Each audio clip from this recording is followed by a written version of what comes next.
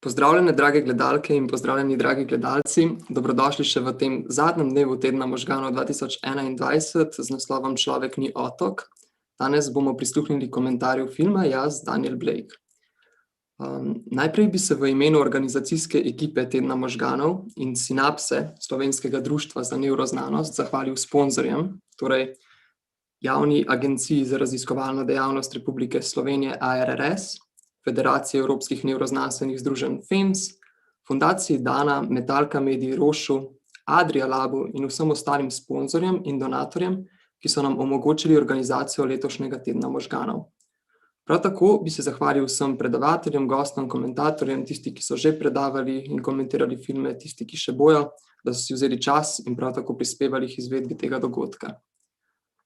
Prav lepo bi tudi povabil vse vas gledalce, da nas spremljate na družbenih omrežjih. Lahko nas najdete na Facebooku, LinkedInu, tudi na Twitterju. Poleg tega se lahko prijavite tudi na novičnik tedna možganov in na novičnik Sinapse. Povezava do prijave je dostopna v opisu pod videom na YouTubeu, če nas spremljate preko YouTubea, in pa tudi nad okvirčkom z videom na podstrani Kanal 1, če nas spremljate preko spletne strani. Na teh istih straneh lahko najdete tudi povezavo, preko katere nas lahko podprete z donacijo. Torej, današnja komentatorka filma je Hanna Haulina, doktorska študentka in asistentka na univerzi Neuchâtel v Švici. Študij psihologije je zaključila na Filozofski fakulteti Univerze v Ljubljani, magistrski študij iz sociokulturne psihologije pa na London School of Economics and Political Sciences. Poleg tega je bila tudi dolgoletna članica organizacijske ekipe tedna možganov, nekaj časa pa tudi vodja te skupine. Lepo pozdravljena. Zdravo, najlepša hvala za povabilo. Ja, hvala tudi za odziv, da si vzela čas in prišla komentirati film. Torej, še ena tehnična podrobnost. Za vsa vaša vprašanja publike si bomo vzeli kakšnih 10 minut na koncu tega komentarja. Vprašanja lahko zastavljate preko aplikacije Slido, povezavo do te spet najdete pod okvirčkom z videom na YouTubeu, na spletni strani pa nad okvirčkom z videom na podstrani Kanal 1. To je vse, kar se tiče teh tehničnih podrobnosti. Zdaj pa, ker gremo na film. Torej, film je bil iz naše strani predvajan na aplikaciji Vimeo že v nedeljo, tako da je preteklo že v bistvu teh 5 dni, kar so si gledalci lahko ta film ogledali. Tako da mogoče bi za začetek čisto na splošno vprašal, da si malo osvežimo spomin, kako nekdo iz področja sociokulturne psihologije vidi ta film, kako si ga razlaga. Ko si rekel, da je priteklo že skoraj teden, odkar so si gledalci lahko gledali, sem pomislila prvo, še dobro, da je tako malo ta emocionalni učinek mogoče malo že zbledel, ker jaz ne morem filma gledati, ne da bi jokala ves čas tako na glas, ne lepo, in pa se naslednji dan zbudila s čist pustimi očmi. Mislim, da je film zelo močen in učinkovit, da je izjemno človečen film o nečloveških sistemih in o krutosti birokracije. Mislim, da je izjemno pomemben film, zaradi tega, ker prikazuje neke plati življenja in družbene resničnosti, s katerimi se nas večina, vsaj upam, da na dnevni ravni ne srečuje. In zaradi tega se mi zdi, da je tudi tako, kar se tiče sploh filma kot medija in kaj so funkcije filma. Se mi zdi, tako kot, ne vem, je Roger Ebert rekel, da je film kot na nek način empathy generating machine, se pravi kot nek medij, ki proizvaja empatijo v gledalcih, da je izjemno pomemben v bistvu pogled v to, na kakšne načine v bistvu sistem deluje proti ranljivim posameznikom. In pa, če gremo še en korak naprej od tega, kaj so potem učinki te empatije, tega sočutja, da tudi upamo na neke pozitivne družbene spremembe. Seveda v teh časih se mi zdi, da smo vsi zelo pesimistični glede vsega skupaj, ampak tako, vsaj neko širše splošno zavedanje in tudi pogled na prejemnike socialne pomoči ne kot neke družbene parazite, ampak kot dobre ljudi, polne upanj, humorja, pomoči, dobrote, ki v bistvu se jim je sistem izneveril. Ne pa na te v bistvu pogoste stereotipe in predsodke, ki jih družba in mediji v bistvu ustvarjajo do prejemnikov socialne pomoči. Pa mogoče pa okvirnih misli za začetek. Ja, potem takem je Ken Loach res izbral prav medij za posredovanje svojega sporočila. Ja, Ken Loach že celo svojo kariero, mislim, tako združuje svoje delo s svojimi pač osebnimi vrednotami, nadzori politiko. To je tak zagrizen socialist in to se vidi tudi v njegovi obsežni filmografiji in ne pravi njegovo politiko v smislu, da so njegovi filmi ideološko zaznamovani in zato na nek način izkrivljajo resničnost, ne obratno.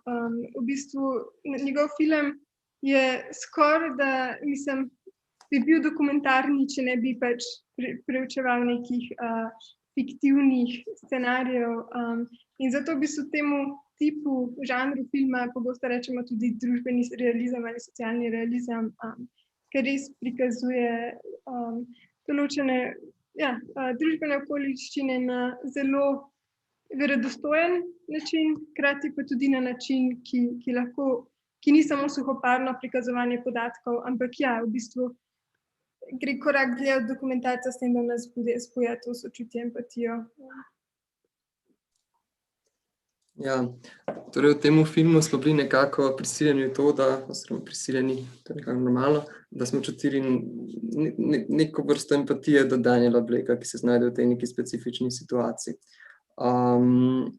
Zdaj, kot si rekla, so lahko zelo tako idealistično narejeni določeni te Ken Loachovi filmi včasih. Ta lik Daniela Blakea je v bistvu zelo idealiziran, ima zelo neke dobre vrednote na ta način. Ima pa mogoče eno pomanjkljivost, je nekoliko računalniško nepismen in to ga ovira pri temu vstopanju v ta sistem socialne podpore, socialne pomoči, da bi si to zagotovil zdaj. Po drugi strani ga pa delno omejuje tudi ta sistem sam, ki je tako nekako skoraj da zahrbtno narejen, je zelo kompleksen in mu to povzroča težavo, da bi prišel do ustrezne socialne podpore. Koliko je to zares pomembno, da imamo te veščine, da se znajdemo v birokratskem sistemu? Kakšne frustracije lahko to v bistvu pač povzroči pri posamezniku in kakšne pač tudi ugodnosti pri nekomu, ki ima take veščine? Ja, se pravi, prvo to, kar si omenil glede računalniških veščin in tako naprej. Tukaj imamo in eno tako medgeneracijsko, se mi zdi, da prepad ali tako razkorak, kjer Daniel je nasploh prikazan kot tako, da v bistvu je kot mizar, dela z rokami, zelo konkretnimi stvarmi, v bistvu tako ne znajde se v virtualnem, zelo abstraktnem, abstrahiranem svetu, kar do ene mere je pač v bistvu neka generacijski faktor, da v bistvu čas in tehnološki napredek določene ljudi pusti za sabo. Ampak po drugi strani pa tudi je tehnologija že sama kot neka v bistvu materialna stvarnost tehnologije, da recimo sam nima računalnika, nima printerja, nima smartphona, nima v bistvu že prek teh pač čist sodobnih tehnologij dostopa sploh do določenih birokratskih obrazcev, do tega, da bi lahko sploh prišel v stik s komerkoli. Recimo zelo in hkrati se lahko povežemo in hkrati so grozni vsi te prizori, ko ure in ure in ure čaka na telefonu, da bi s komerkoli govoril in potem še vedno je težko sploh govoriti z osebo, zaradi tega, ker nas prvo te robotski, v bistvu telefonski transferji poskušajo pač preusmerjati in zadrževati. Ampak v bistvu sploh glede teh tehnoloških zmožnosti in tukaj gre v bistvu za en aspekt revščine, da v bistvu si izpadel iz sistema, še preden sploh v bistvu na nek način bi lahko vstopil v sisteme pomoči ali v bistvu sodeloval v ekonomiji. Medtem ko naslednja stvar je pa, na kakšen način je že cel ta birokratski sistem zasnovan. In sicer je zasnovan na zavestno krut način, narejen je v bistvu na način, da spodletiš vse skupaj je tako kot nekaj izredno kafkovskega, samo če je bil Kafka včasih surrealističen, je to v bistvu boleče realistično.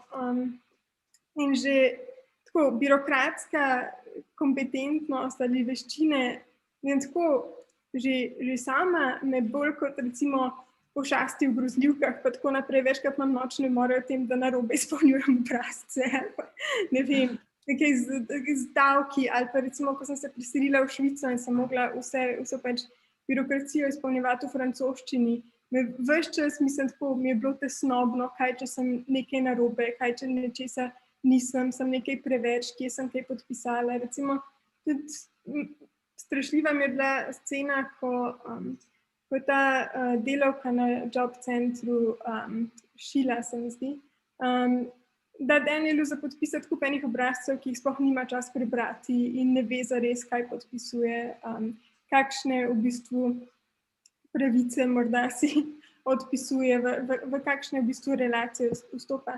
Tako da nasploh se mi zdi, da se v filmu zelo dobro vidi, kako sistem ni v bistvu narejen zato, da bi pomagal, ampak zato, da v bistvu na nek način ohranja vse te cikle revščine in preprečuje v bistvu neke konstruktivne v bistvu oblike pomoči.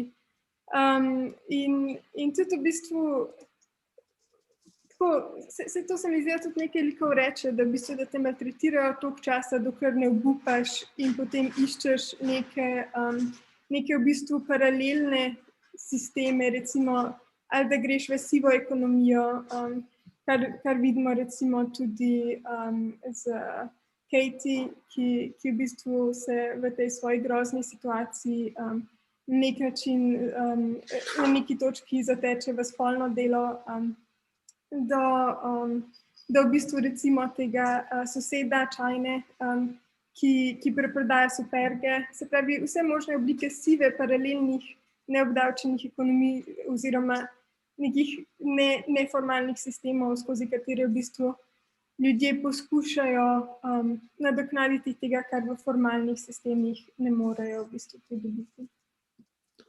Ja. Sprav je torej ta krivda bolj na strani sistema in je to nek sistemski problem, kot pa problem tega, da se Daniel toliko ne znajde. Zdaj, mogoče, ko si omenila prej to Šilo, pač v filmu smo videli to neko interakcijo tudi Daniela s tem sistemom preko recimo te Šile, pa tudi še tiste druge delavke, ki je bila bolj nekako nek protagonist v tem filmu, po drugi strani tista Ena. Zdaj, do kakšne mere pa lahko v nekem takem rigidnem sistemu nekdo, ki je zaposlen znotraj tega sistema, ki pride v interakcijo s temi v bistvu državljani, ki iščejo pomoč, kako pa lahko ta zaposlen tudi vpliva na to, kaj se bo dejansko zgodilo? Bi lahko tukaj recimo ta En tudi mogoče naredila še kaj več, pa še bolj pomagala Danielu, bi lahko mogoče Šila bila bolj prijazna in ne toliko odrezava do Daniela? Ja in ja, ampak hkrati recimo zdi se mi, da je zelo močna scena, v kateri En poskuša pomagati Danielu izpolniti spletni obrazec, si vzame malo časa, proba z njim iti čez primer in v bistvu jo zato nadrejena kaznuje. Se pravi, vidimo, da v bistvu že sam sistem spodbuja nehumanost in odsotnost empatije in v bistvu nagrajuje odnos do iskalcev pomoči, kakršnega ima recimo Šila. Tako da zanimivo mi je tudi nasploh, kako ves čas v tem job centru govorijo recimo, da morajo veljati enaka pravila za vse in da pač in v bistvu s tem delajo neko pretvezo pravičnosti, ampak hkrati pa vidimo, da v bistvu skozi to so lahko v bistvu ne obravnavajo posameznikov kot ljudi in so čist gluhi za njihove specifične okoliščine. Recimo, sploh kako se Katie in Daniel spoznata. Tako da Katie minuto ali dve zamudi na svoj sestanek zaradi tega, ker je nova v mestu, ker ima 2 otroka, ker se je izgubila na poti do tega job centra in ji nihče ni pripravljen prisluhniti in še vedno dobi v bistvu sankcije, ki v bistvu zmanjšajo njeno, koliko v bistvu finančne moči sploh lahko dobi. Tako nasploh te sankcije so gromozanski problem v sistemih. Na nekaj način je nek tak paternalizem, neko tako pokroviteljsko, v bistvu skoraj obravnavajo te iskalce pomoči kot otroke, ki jih bodo kaznovali za majhne prekrške in tako naprej. Medtem ko s tem resno ogrožajo njihova življenja. In to res, v enem intervjuju z Ken Loachom sem prebrala, da v tistem letu, ko je šel I, Daniel Blake 2016, da je bilo izdanih več kot 1 milijon sankcij. Da hkrati pa ljudje, ko enkrat dobijo sankcije, imajo potem manj kot 5% možnosti, da si najdejo neko stalno zaposlitev. Se pravi, da vidimo, da sankcije da niso tam zato, da bi spodbujale ljudi k neki večji odgovornosti ali pa, ne vem, jih spodbujale to, da prevzamejo, da se naslednjič bolj potrudijo karkoli, ampak jih v bistvu pahnejo še globlje v spiralo revščine, spiralo dolgov. Tako da nasploh, je ta cel sistem vidno narejen na način, da je nehuman, da spodbuja v bistvu popolnoma neempatične odnose do prosilcev pomoči. In lahko bi naredili argument, da se mogoče tudi delavkam in delavcem v takšnih centrih, da je težko se srečevati s takšnimi zgodbami in vsekakor vidimo primere, v katerih ljudje, ki se srečujejo na dnevni bazi oziroma konfliktno z tako zelo čustveno zahtevnimi deli in primeri in tako naprej, da morajo ustvariti neke v bistvu bariere, neke meje svojega v bistvu sočutja oziroma empatične prizadetosti. To je v bistvu subkomponenta empatije, pač ta prizadetost od bolečine drugega. Ampak hkrati v bistvu to se in regulira s tem, da se zaposleni nudi supervizije, intervizije, da bi se pod del sistema vključilo psihološko pomoč zaposlenim. Naslednja stvar je pa, da če čutiš empatično prizadetost ob recimo težki zgodbi situacije nekoga drugega, najbolj, kar ti v bistvu pomaga ali pa olajša situacijo, je to, da jim poskušaš pomagati. Ne pa pač to, da jih kaznuješ, to, da v bistvu se na nek način izrašila, je vsekakor v več scenah prav sadistična do ljudem, ki naj bi jim pomagala. Tako da se mi zdi, da je lepo prikazano na kakšen način v bistvu sistem sam zatira empatijo. In zdi se mi, da tudi tako, malo me je spomnila Šila paralelno na Harryja Potterja in na primer, kako bralci pač Voldemort oziroma Mrlakenstein je vedno bil seveda glavno zlo in pač čarovniški Hitler, karkoli. Ampak zelo dosti bralcem se je dosti bolj zamerila in dosti bolj so sovražili lik Dolores Umbridge oziroma mislim, da je bila prevedena Kalvara Temina, nekaj takega, ki je bila strog birokrat in v bistvu se vsak teden zmišljala nove predpise, ki jih je sadistično izvajala in tako da če ima ta film kakršnekoli v bistvu sovražnika ali pa zlobneža, bi bila to Šila, ampak je v Šili utelešen cel sistem in Šila je na nek način v bistvu idealna uslužbenka v temu job centru. Ja.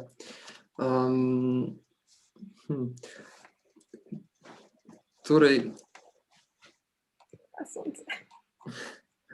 zanimiva mi je bila ta primerjava z Voldemortom in s to birokracijo. Očitno se res vsi bojimo birokracije. Recimo, res je, da te zaposleni zdaj pač že zaradi tega, ker ne more biti cel dan empatični in bi to res lahko pač negativno vplivalo na njih, če bi se pač pretirano trudili sočustvovati z vsakim tem državljanom, ki pride tja po pomoč, da zato pač imajo ta nek obrambni mehanizem, ampak pogosto pa vidimo tudi, da je še nekje višje prisotno to pokroviteljstvo, ne. Jaz recimo sem tudi bral en intervju s Ken Loachom, kjer je poudaril to, da ta višji razred nekako ščiti ta trditev, da so revni sami krivi za to svojo revščino. In recimo, to se mi zdi, da človek kar pogosto sliši, a ne. Koliko to drži, mislim, če je to sploh pravo vprašanje in pač koliko k temu prispeva že samo to, da te iz nižjih slojev zaradi svojega nižjega socialnega položaja nimajo istih možnosti, da v bistvu pač ne morejo dostopati do to kvalitetne, ne vem, izobrazbe, do to kvalitetnih služb, nimajo nekega ustreznega socialnega omrežja, da bi sploh pač uspeli in, ne vem, prišli do nekega boljšega finančnega statusa. Ja, mislim, da so tri glavni v bistvu temelje pa stebri pri temu odgovoru. Prvi je sama ideologija tega v bistvu individualne odgovornosti in individualne krivde, in na kakšen način v bistvu ščiti sisteme in v bistvu vladajoče razrede. Drugi je na kakšen način ščiti nas in zakaj si sami, tudi če nam škoduje, v bistvu še vedno pogosto ohranjamo ta mit. Tretji je pa ta glede možnosti. Tako da v bistvu sem prvo lotila glede v bistvu na kakšen način je ta cela ideologija okrog mita individualne odgovornosti in individualne krivde za revščino v bistvu na nek način in dela sistem na videz pravičen in s tem v bistvu manjša potrebo potem, da bi ga spreminjali na konstruktivne načine. Se pravi, vladajoči razredi se zelo pogosto v bistvu zatekajo k temu mitu, zato da bi tudi v bistvu ohranjali svoj privilegij in da ne bi ljudje v bistvu ugotovili, da je vse skupaj krivično in da bi mogoče mogli razvijati drugačne sisteme, ki ne bi tako zelo koristili vladajočim razredom. Naslednja stvar je tudi, da recimo temu rečemo v psihologiji mit pravičnega sveta oziroma prepričanje v pravičen svet, just world belief.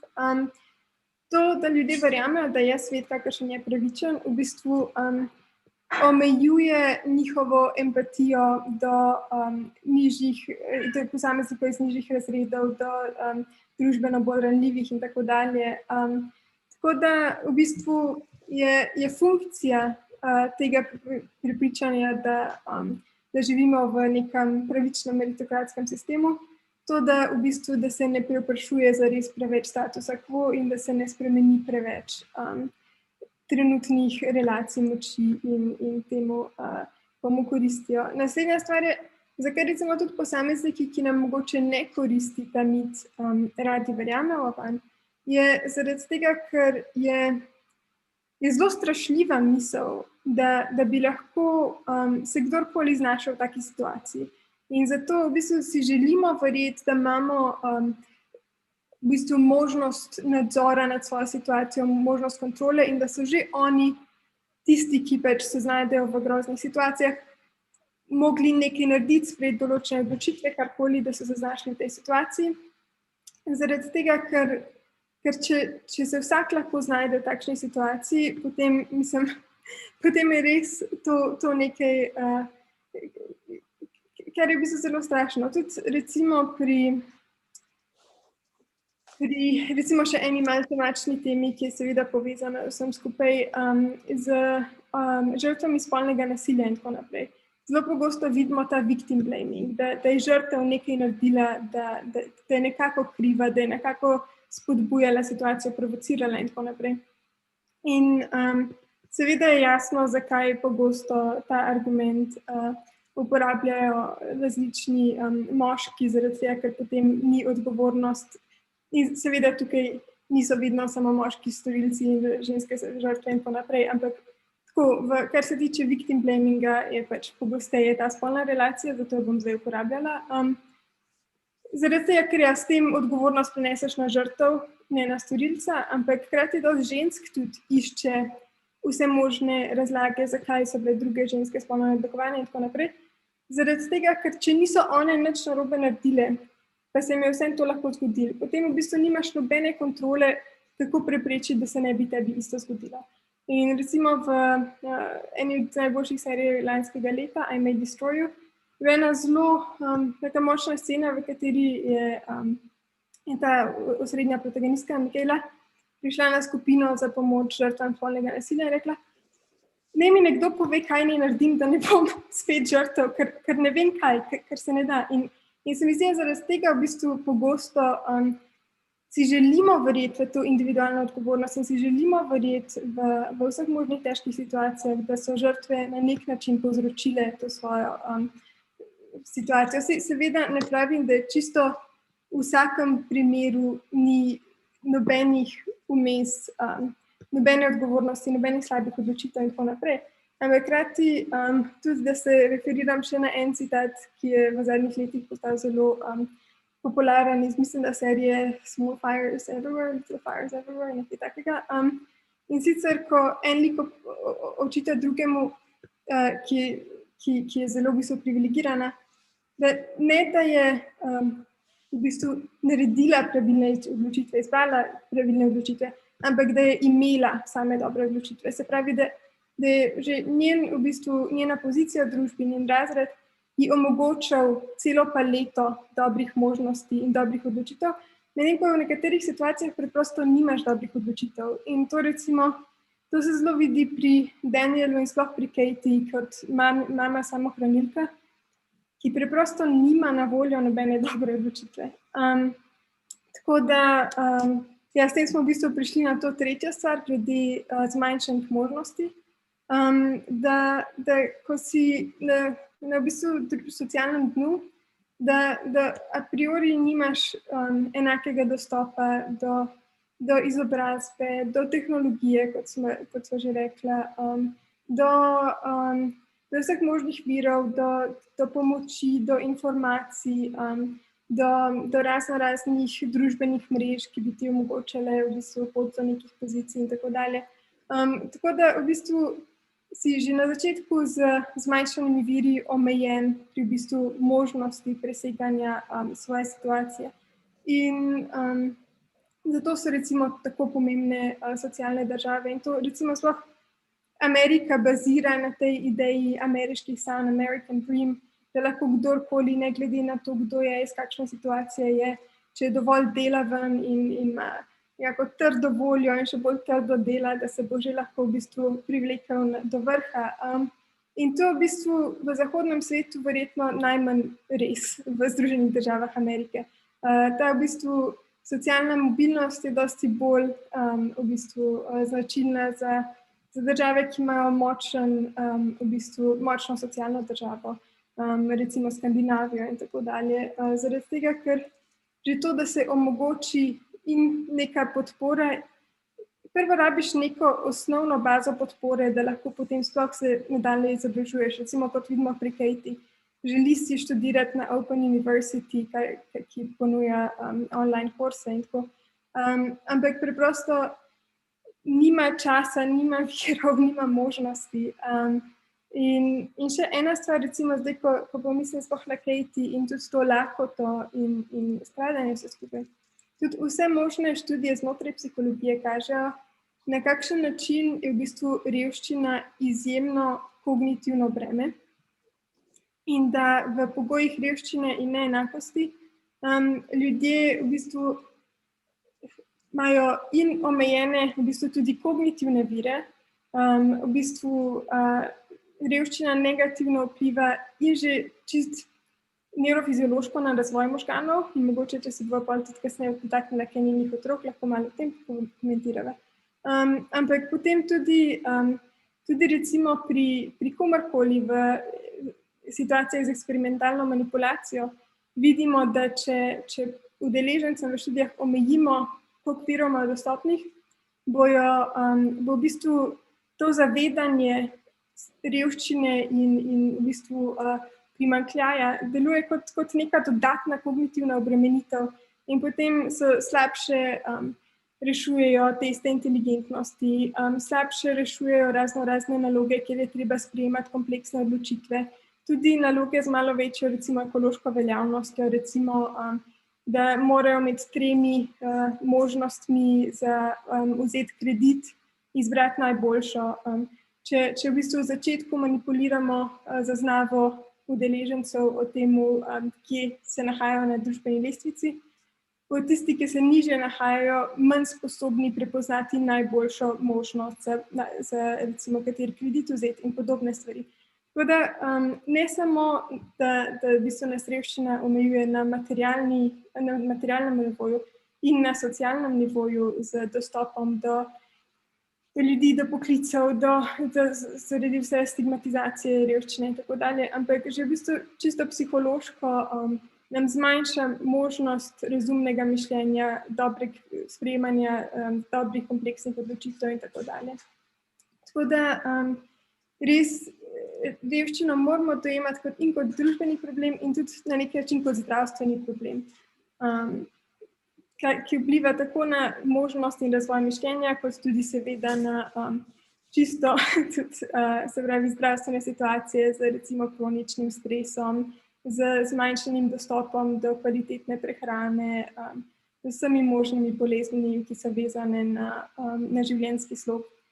In v bistvu tudi recimo, če še zadnje področje, recimo epigenetika, se pravi paradigma v biologiji je šla na nek način iz neke bolj deterministične, kjer recimo smo determinirani s svojimi geni, kjer v bistvu tudi so naši možgani nek v bistvu tako dokaj rigiden organ, k paradigmi v bistvu spremenljivosti in neke bolj plastičnosti in vidimo, da so naši geni v bistvu, da je aktivacija določenih genov vezana na razne v bistvu okoljske situacije in situacije, v katerih se znajdejo ljudje na dnu družbene lestvice, vsekakor prispevajo v bistvu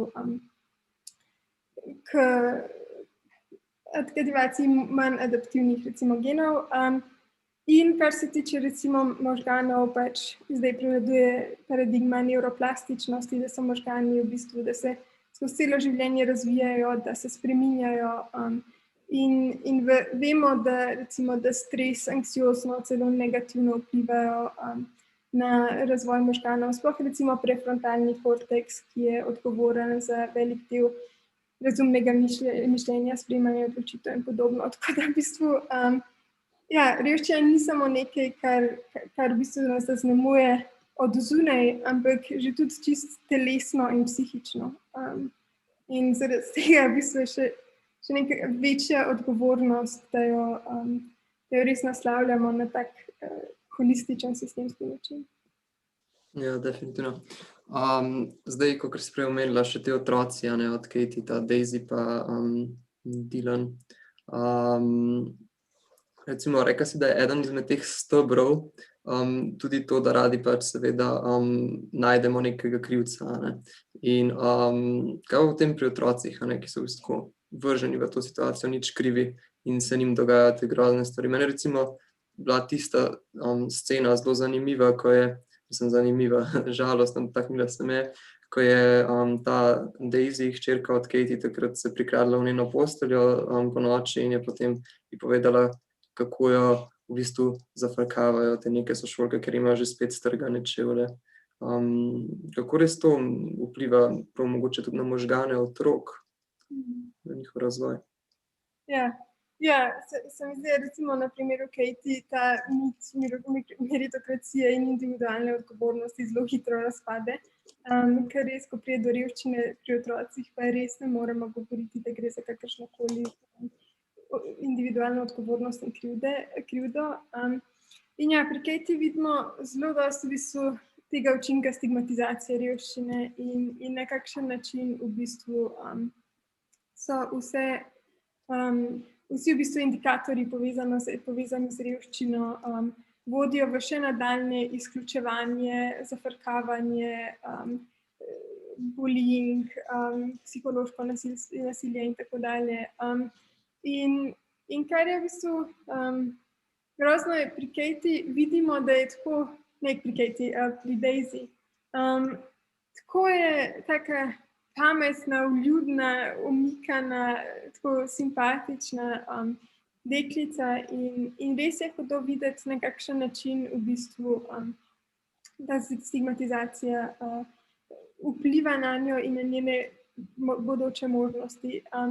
Ena od stvari je to, da pač to stigmo revščine in to v bistvu na kakšen način revščina deluje kot nek recimo madež v naši identiteti, kako to idejo zelo ponotranjimo in v bistvu pride iz neke družbene stigmatizacije v samo stigmatizacijo in v občutke sramu in krivde in manj vrednosti zaradi vsega skupaj, ker identiteta res ni neka stvar, ki jo nosimo sami v sebi, ampak v bistvu se ustvarja ves čas skozi v bistvu zrcaljenje drugih.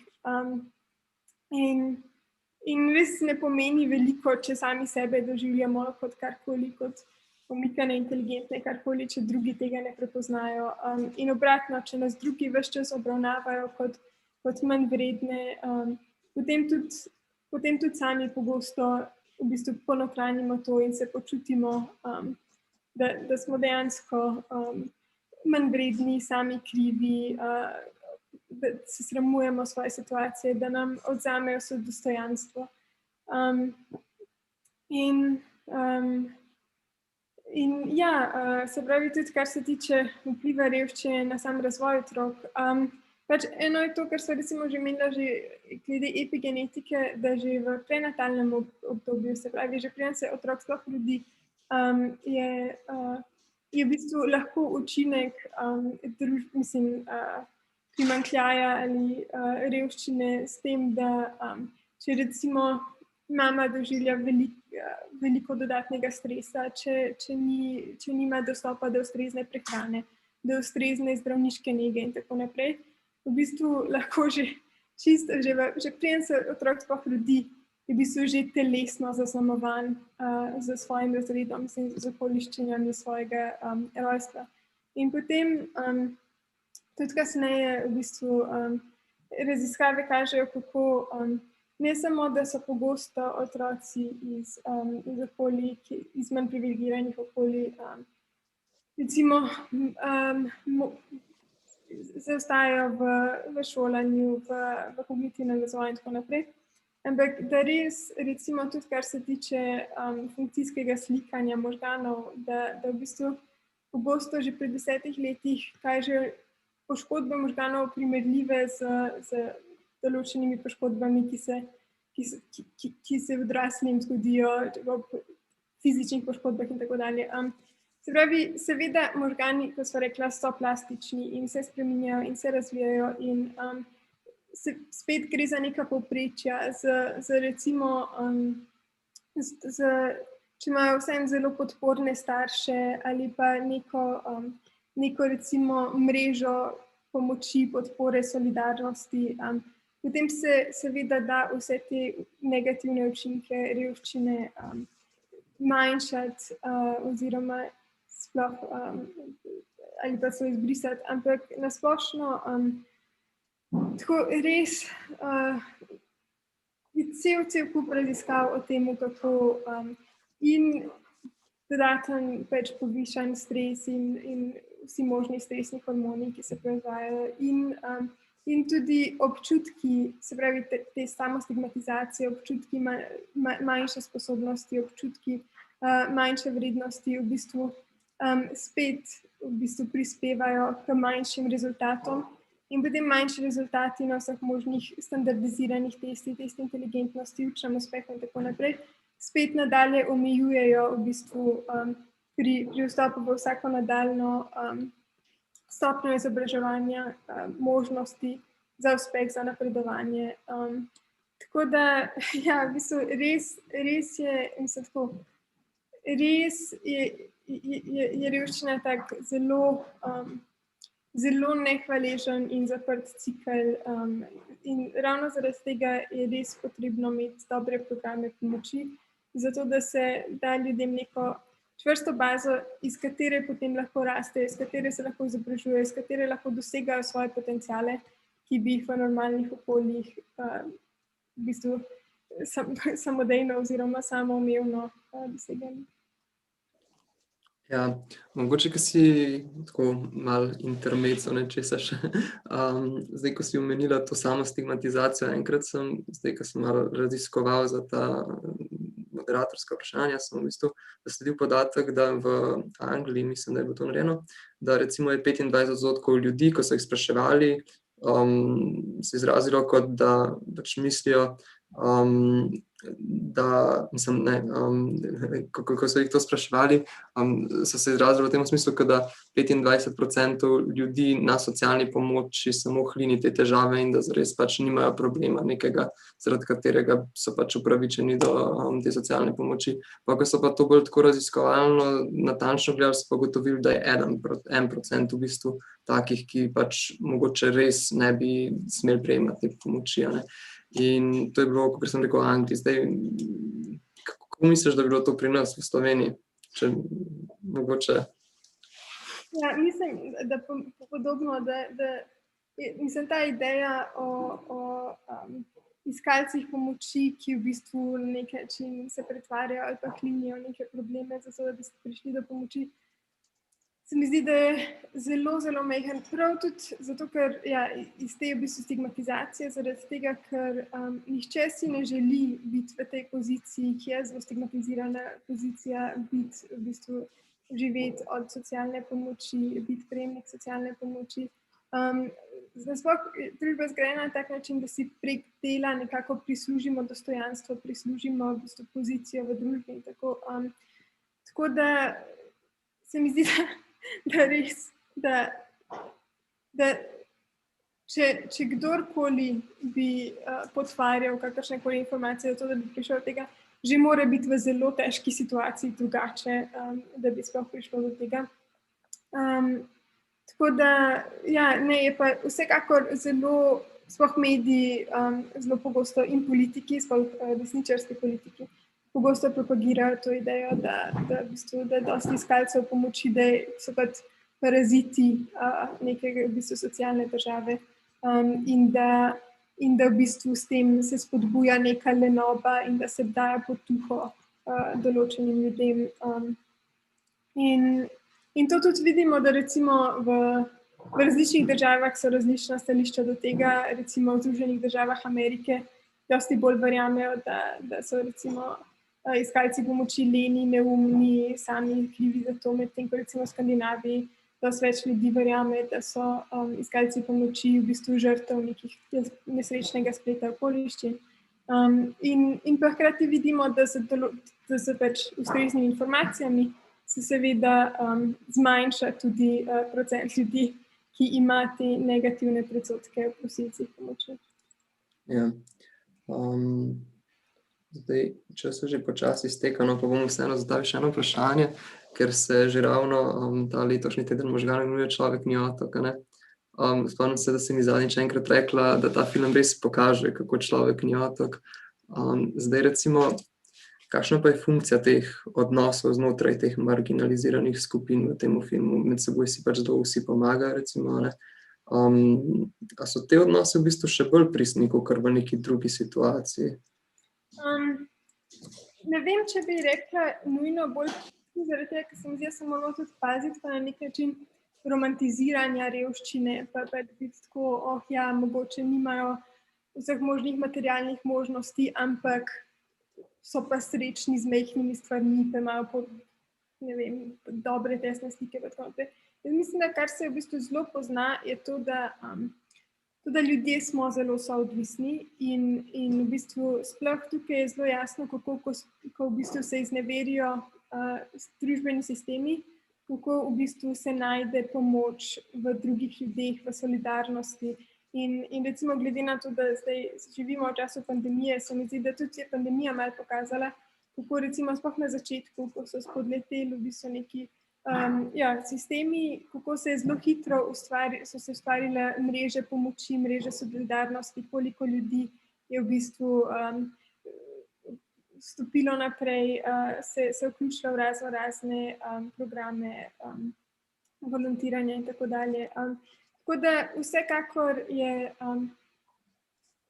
v bistvu individualizem in neodvisnost je na nek način mit, ki ga je ustvaril kapitalizem, zaradi tega, ker smo še vedno soodvisni, samo da pogosto smo odvisni od neznancev in v bistvu naše odvisnosti so mediirane oziroma posredovane skozi denar in podjetja. Medtem ko v skupnostih večino zgodovine je bila ta soodvisnost dosti bolj neposredna med ljudmi, ki se poznajo. In to v bistvu na tak način v bistvu medsebojne pomoči in solidarnosti vidimo tudi tukaj in z sosedom Chino in med Danielom in Katie. In v bistvu cel film temelji na tej ideji, da v bistvu edini način za soočanje z nehumanimi sistemi je v bistvu preko empatije in solidarnosti en do drugega in medsebojne pomoči. Ja. Torej zdaj, če mogoče pogledam še, če smo dobili kakšno vprašanje, torej je nekaj vprašanj, pa če grem kar na prvega mogoče. Glede uporabe tehnologije, ali lahko otroka prikrajša za izkušnje oziroma znanje, s katerim se bo moral kasneje srečati? Recimo, ko starš nisi navdušen nad uporabo. Ja, saj to je v bistvu zdaj problem digitalizacije celotnega sveta, da na nek način ne moreš zares izstopiti iz teh sistemov, ne glede na to, se strinjaš z njimi ali ne. Tako da vsekakor ne poznam dovolj dobro recimo študij na razvoj otrok, ki so recimo že od zgodnjega otroštva se ves čas igrali z iPadi in podobno. Ampak vsekakor je neka bazična računalniška pismenost nujna za v bistvu sploh sodelovanje v trenutni družbi. In zaradi tega se mi zdi, da je tudi pomembno, da je v bistvu pomemben dober javni šolski sistem, ki v bistvu naslavlja tudi te kompetence, ki v bistvu naslavlja tudi računalniško pismenost, ki bi naslavljal tudi več birokratske pismenosti, in mislim tako podobnih, zaradi tega, ker tudi recimo dodatni tečaji in izobraževanja, ki so Danielu na možnost, recimo tista scena s CV delavnico. Vidimo, da je v bistvu kako prazno in trivialno je vse skupaj, ko Daniel pokaže, da kar jim govori, je to, da ni dovolj služb za vse ljudi, ki iščejo službe in potem je rešitev tega, ki v bistvu vodi delavnico, to, da je rešitev spet individualna, da moraš ti narediti tak CV, da boš izstopal nad vsemi ostalimi. Tako da vsekakor rabimo delavnice za digitalno opolnomočenje, za razumevanje birokratskih procesov, za razumevanje kreditov, bančnih sistemov, vse to. Hkrati pa tudi v bistvu rabimo sistemske spremembe. Ja. Mogoče še to, še eno vprašanje.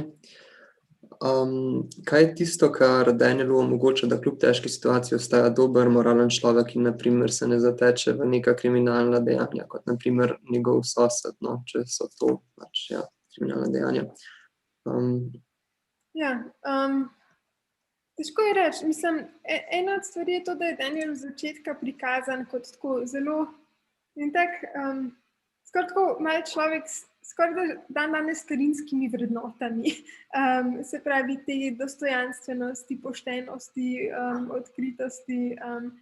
In nekaj pač je to, da bi se tudi navajen in skozi celo življenje verjetno bil naučen, da če si pošten in če si dostojen, da v bistvu da boš vsaj do neke mere uspel v svetu ali pa če ne ravno uspel, vsaj se možen vzdrževati.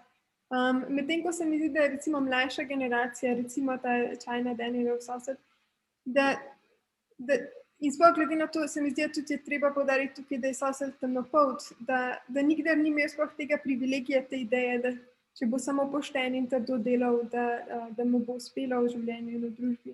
Tako da se mi zdi, da recimo ta sosed ve, da je treba biti spreten, da v bistvu preko neke sivih paralelnih ekonomij poskuša v bistvu krpati tega, kar mu krivičen sistem v bistvu ne nudi. Tako da, ja, se mi zdi, da dosti je že v bistvu, nekaj je na samem karakterju, nekaj je na v bistvu poziciji v družbi, nekaj je na tem,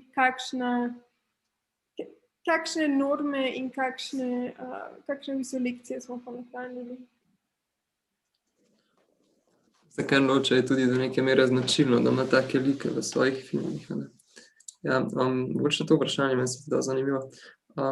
Ali je človek homo sapiens oblikovan tako, da je zmožen praktično, ne ideološko gledano, ustvariti sistem, ki ne bi imel revščine oziroma segregacije družbe?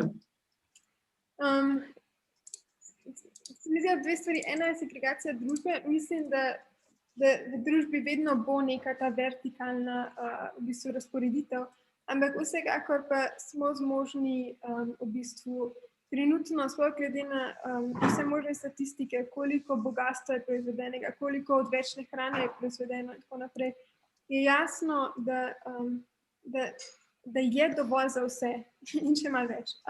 Ampak da trenutno pač absolutno ni na vrhu motivacije za redistribucijo bogastva, virov, hrane, česarkoli. Tako da po eni strani bi rekli, da je utopično pač to narediti družbo brez revščine, ampak hkrati moramo imeti vizije in sploh možnosti predstavljati nekaj takega. Recimo zato se mi zdi, da je bil v drugi polovici 20. stoletja pomembna recimo znanstvena fantastična serija Star Trek, kjer so imeli recimo ta post-scarcity economy, se pravi ekonomija preko pomankanja, preko revščine, kjer v bistvu je lahko vsak razvijal svoje potenciale. In vsekakor imamo dovolj dobrin, da bi že danes v bistvu z boljšimi sistemi redistribucije lahko dosegli to, da vsaj dosti manj ljudi živi pod pragom revščine, da ima dovolj hrane, oblek, vsega tega, kar se proizvaja v ekscesu, da ima sploh možnost vstopati na trg, v ekonomske sisteme. Se mi zdi, da je v bistvu nevarno verjeti, da je zgolj utopično in nemogoče v bistvu preseči neko tako res omejujočo revščino. Zaradi tega, ker ko to sprejmemo, potem res pač ne bomo delovali v smer, da bi to presegli. Ja, mogoče na hitro še zadnje vprašanje. Kateri dejavniki lahko pripomorejo k temu, da človek izstopi iz revščine, kaj lahko deluje kot varovalni dejavnik proti revščini? Ja, se pravi, eno je pač družbene varovalke, se pravi družbene mreže in sistemi pomoči in financiranja in tako naprej, ki bi to omogočali.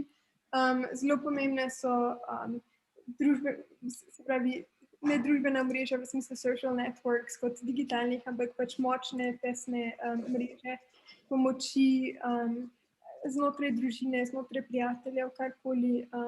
To, da ti nekdo lahko da posojilo, ki ne zahteva groznih obresti, da ti lahko ponudi službo v trenutku, ko izgubiš karkoli. Se pravi, spet smo pri tej soodvisnosti. Potem zelo je pač bazirano tudi na zdravju, kot smo videli tudi v tem filmu, zaradi tega, ker nekateri ljudje preprosto ne morejo sodelovati na trgu dela na enak način kot ostali, ali zaradi fizičnih bolezni, ali zaradi psihičnih bolezni in zato v bistvu moramo imeti dovolj v bistvu dobre sisteme za pomoč recimo invalidnim iz pač na različne načine, iz različnih vidikov. Gotovo pomaga tudi veščine, kompetence, predhodna izobrazba, ampak spet to se lahko sploh danes, ko se v bistvu trg dela tako hitro spreminja, tako hitro v bistvu določena znanja postajajo zastarela. Videli bomo tudi, kaj se bo zgodilo z robotizacijo in vsem tem. Tako da seveda so neke varovalke, ampak glavna bi še vedno mogla biti v bistvu neki družbeni in politični sistemi. Ja. No, zdaj čas se je iztekel, tako da to je bil pol za danes. Današnji komentar je v bistvu zadnji komentar filma na letošnjem tednu možganov. Jaz bi se zelo rad zahvalil vsem letošnjim komentatorjem filmom, da so si vzeli čas in prišli komentirati te filme. Zahvalil bi se pa tudi vsem članom organizacijske ekipe, ki so pomagali izbirati te filme, kontaktirati komentatorje. In so tudi prispevali svoje mišljenje k temu, da smo uspeli ustvariti vsa ta moderatorska vprašanja. Vse gledalce vas tudi pač lepo vabim, da se nam zdaj čez 5 minut ob 18. pridružite na istem kanalu na okrogli mizi. Še enkrat ponavljam, da lahko nam sledite na družbenih omrežjih, lahko se tudi naročite na novičnik Tedna možganov in sinapse, povezave do prijave na novičnik in tudi povezavo do navodil, kako nas lahko podprete z donacijo, najdete pod videom na YouTubu pa nad videom, če nas spremljate preko spletne strani Tedna možganov. Zahvalil bi se tudi vsem sponzorjem in pa donatorjem, da so omogočili izvedbo tega dogodka. Hvala pa tudi tebi, Hana, jaz sem zelo užival v tem pogovoru.